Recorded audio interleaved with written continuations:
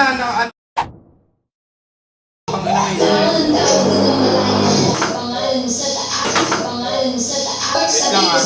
ayusin ko lang yung bagsak ko. Hindi pa ano to eh.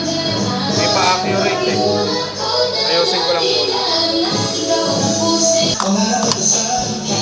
Pag nga natin namakamp pa.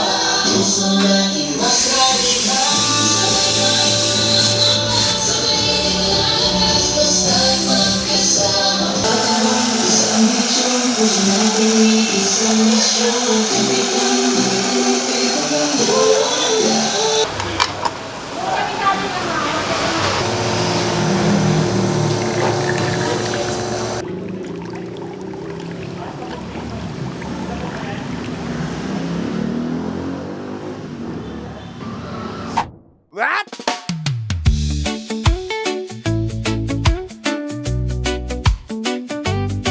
Oh.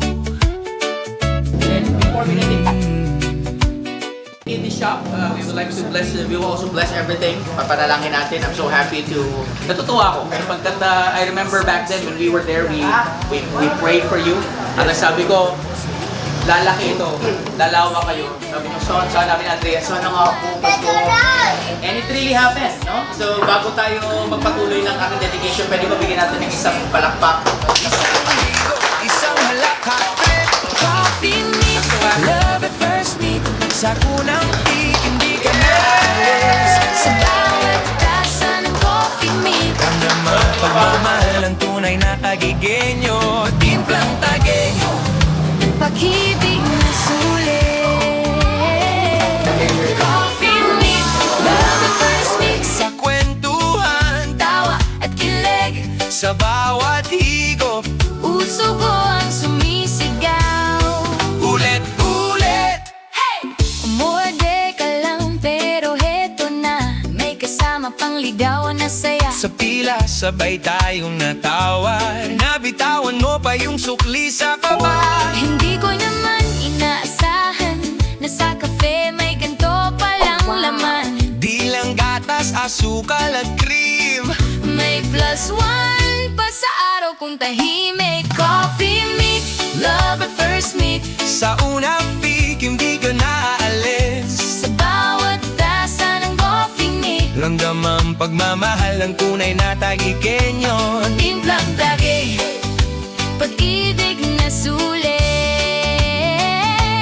Coffee meet, love at first meet. Sa kwentuhan, tawa at kilig. Sa bawat higop, puso ko ang sumisigaw. JJ Printing, ha? Taka na. Maangal. Baka na nga. Sabi ko yung mga kuha mo dun, ha? Sabi ko mag-comment ang ribbon. Sabi ko, hindi na talaga parang bago kasi. Yeah. Pasok sa pinto, amoy palang sold na. Kapsa kamay pero mata sa'yo dumako na. Umupo ka sa gilid, isang itibom sa buhok. Parang extra shot, biglang bilis ng pulso ko. Ayos to, name tag mo, barista ng tadhana. Sulat sa resibo, may maliit na puso. Grabe ka sabay abot ng order, kamay sumayad sandali. Parang mundo nag-freeze pero puso ko nagpati. Coffee meet, love at first meet. Isang tingin. Coffee meet, love at first meet. Sa unang peak, hindi ka naaalis. Sa bawat tasa ng coffee meet, ramdam ang pagmamahal ng tunay na tagigenyo.